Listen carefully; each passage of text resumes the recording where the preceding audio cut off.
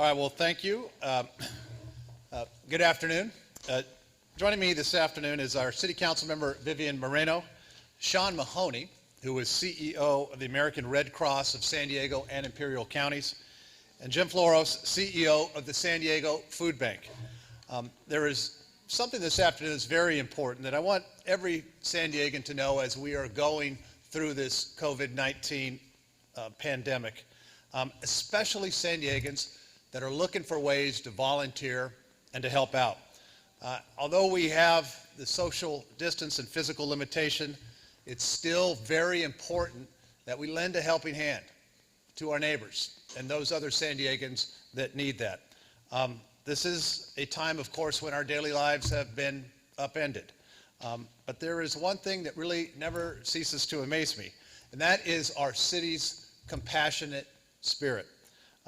My office has been working with our city employees and others across the city to help capture that spirit with relief plans for residents and small businesses who are facing financial hardship.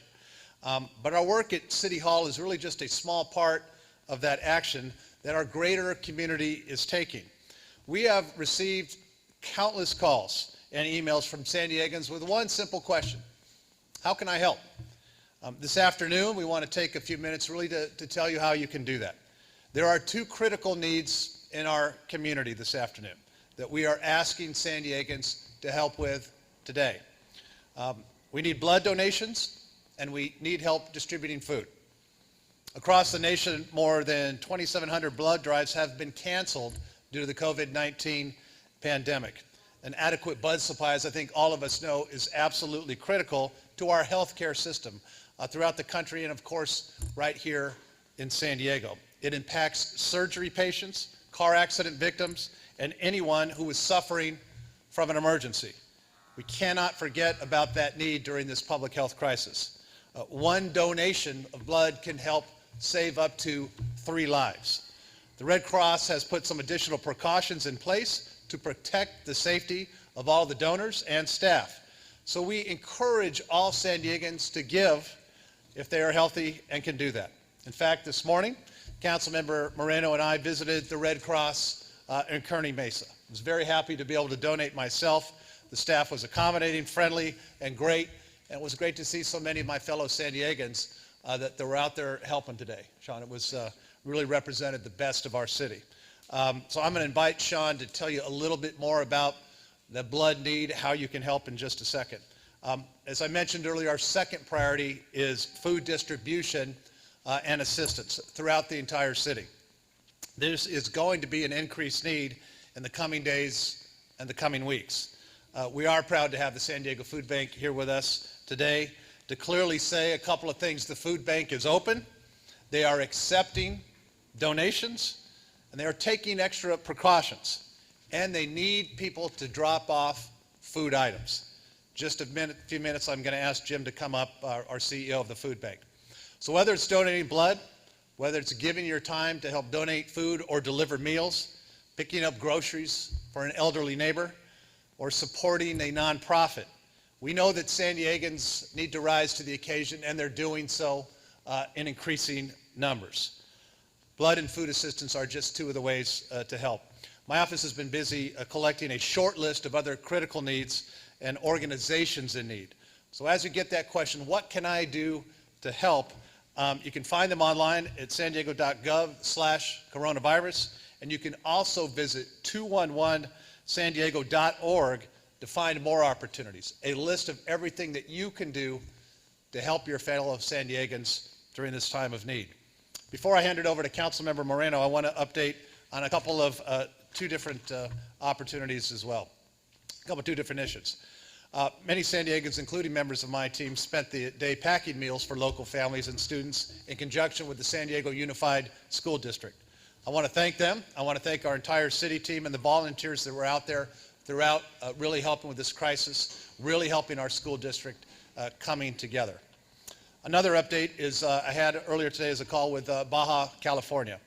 I, along with many of our regional leaders, spoke with Dr. Perez Rico, the Secretary of Public Health at the state of Baja. It was a productive call, and I urged very strongly, in no uncertain terms, for for the state of Baja to implement the very same health directives that we are doing in San Diego County. To close bars and nightclubs, to move restaurants to takeout or delivery only, and to strictly limit the public gatherings. In essence, we want to have one set of guidelines, if we can, for both Tijuana, for San Diego County. It makes all the sense in the world. So it was a real opportunity for me, as I said, along with some of our other regional leaders, to relay that message. These actions that we're taking are essential to slow the spread of the virus.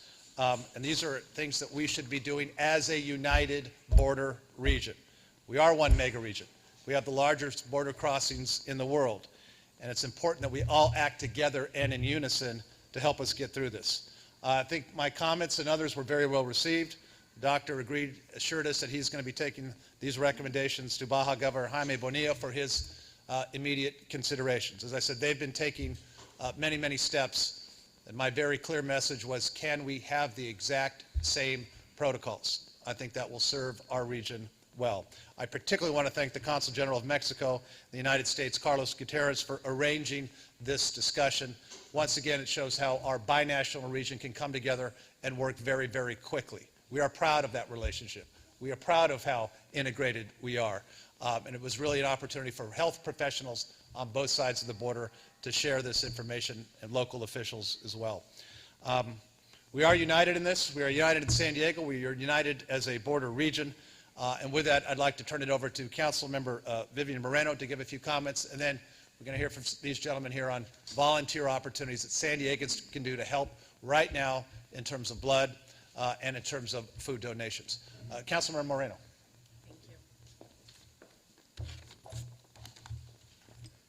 Thank you, Mayor. And I too encourage all San Diegans to be safe and practicing social distance. Obviously, this means avoiding groups and staying 6 feet away from other people, as we are here today.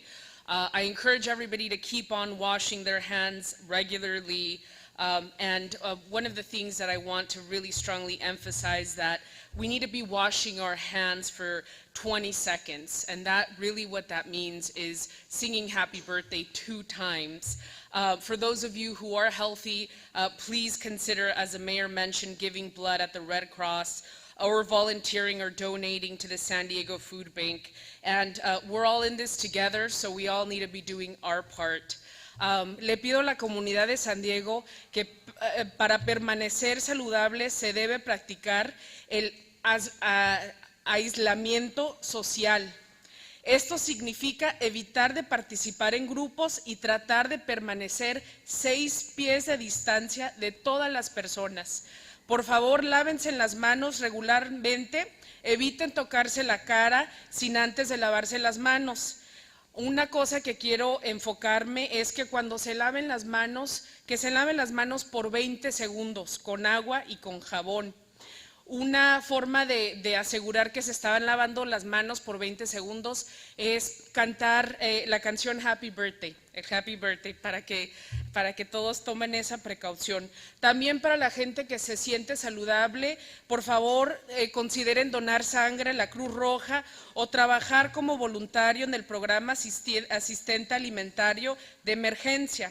Juntos podemos superar esta amenaza. Y lo tenemos que hacer juntos. Así que aquí estamos como sus líderes de la ciudad de San Diego. Muchas gracias. Thank you, Councilmember. Thank you, Councilmember. And again, thank you for joining us earlier today at the Red Cross. And speaking of the Red Cross, I'd like to invite up Sean Mahoney. Sean? Thank you, Mayor, and thank you, Councilmember Moreno, for being there this morning to support the Red Cross and to donate. The American Red Cross is experiencing a severe blood shortage as a result of the pandemic. To date, more than 4,500 of our blood drives have been canceled across the country, resulting in 150,000 fewer blood donations. That's 150,000 fewer. Here in Southern California, we've had more than 285 drives canceled due to COVID-19 concerns, resulting in nearly 10,000 uncollected blood donations. We expect the number of cancellations to continue to increase, and this situation is unprecedented, and patients need the community's help, as the mayor said. Rest assured, we're keeping it safe for the staff and the donors at blood drives and donation centers. Donating is a safe process. The Red Cross has implemented new measures to ensure blood drives and donation centers are even safer for our donors and staff. Like a hospital, a grocery store, or pharmacy, a blood drive is essential to ensuring the health of the community. The Red Cross will continue to collect blood products during this challenging time to meet patient needs, including those in the many San Diego hospitals that we serve.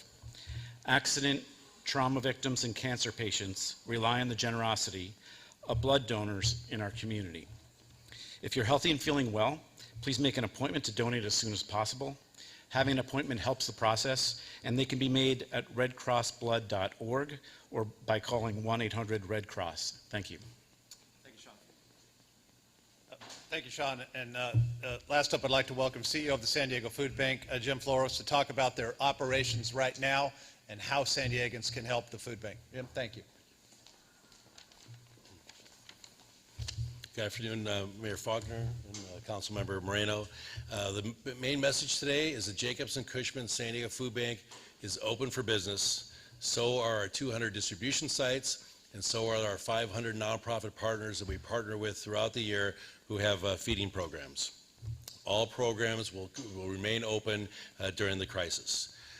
There's plenty of food to go around, and we will make sure that that amount of food is distributed throughout the community. Before the crisis, we estimated about 1 in 7 people in San Diego County, about 450,000 people were food insecure. The San Diego Food Bank and our North County Food Bank chapter was feeding about 350,000 people a month. So the system is there, the infrastructure is there, the supply chain is there. All we need to do is ensure that we increase the amount of product to get it out to those distribution sites so people in need, and we know the lines are growing, that the people in need get the food they need to be able to survive. So again, 200 monthly sites will remain open. Our 500 nonprofit partners are continuing their important work, making sure they're distributing food. If people need food, they can call 211, log on to 211sandiego.org, or call the San Diego Food Bank at 866-350-FOOD. That's 866-350-FOOD. We have a major senior program, and we provide food boxes to about 13,000 seniors each month. Those 65 sites will remain open. Seniors can send a proxy to pick up their food if that's what works best for them.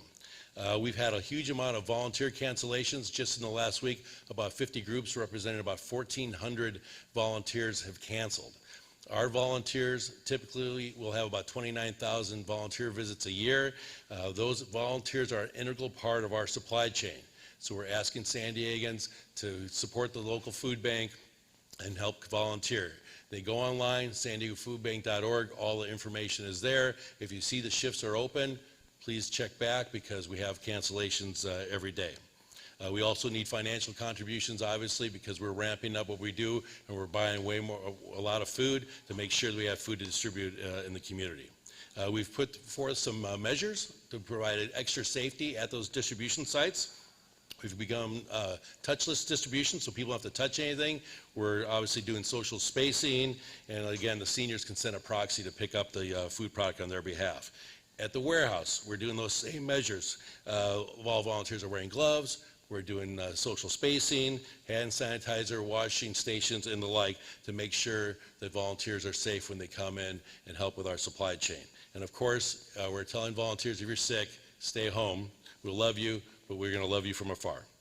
And obviously, we're continuing to monitor the CDC and local health authorities to make sure that we're complying and we're up to date on how this story unfolds. So again, the Jacobs & Cushman San Diego Food Bank, we're open for business, and there's plenty of food. Thank you. Thank you all. That's the highlight of today's briefing, and we're happy to answer any questions on any of the topics we've covered today or any other topic from members of the media. Thank you. Oh, one, go ahead. Yeah. Actually, I got two. For the Red Cross, I know you mentioned some safety protocols that were put in place because of the coronavirus. Could you kind of run through that for us? Sean. Absolutely. So we're screening both our staff and also the volunteer donors who come to the door. We're screening them with temperature checks before they can come into the donation center or the site. We also have, we've cleaned down all the cots. We're spacing people in cots further than we typically do to make sure that they can have that social distance.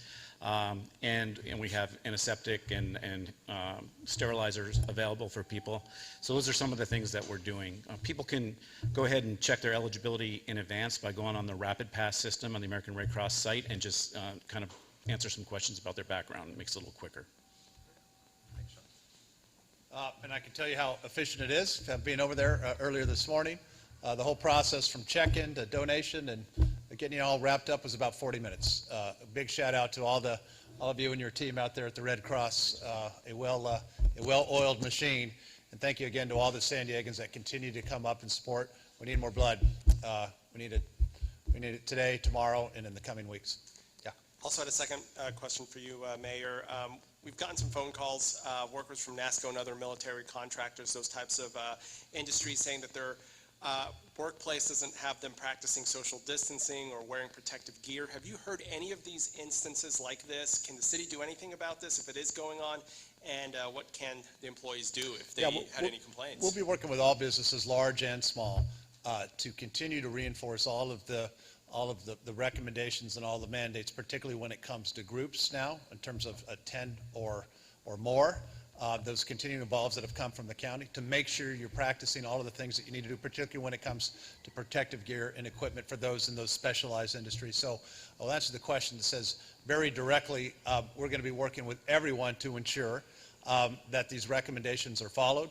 I can't iterate enough, and a lot of businesses have heeded this. You can have your employees work from home, have them work from home. If you can stay at home, you need to stay at home. You need to practice the social distancing. We will not have the groups gather more than 10.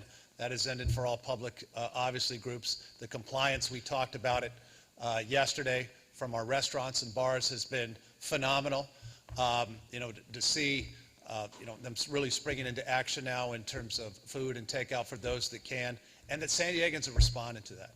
I'm going to go out and do my part later tonight. And it's helping our economy, and it's helping do the right thing while practicing ensuring that you're following all of those guidelines when it comes to distancing and when it comes to large groups. And again, I can't reiterate it enough. Councilman Moreno said personal hygiene and hand washing. Stay at home if you can stay at home. But you haven't heard any of these specific instances? I have not. Okay. Other questions? Not, thank you. That'll conclude today's briefing. I appreciate everybody continuing to get all the work out. And again, thank you to all San Diegans who've been stepping up, helping to volunteer. These are two examples of some real needs that we have right now. Get out there and let's do the best of our city. Thank you very much.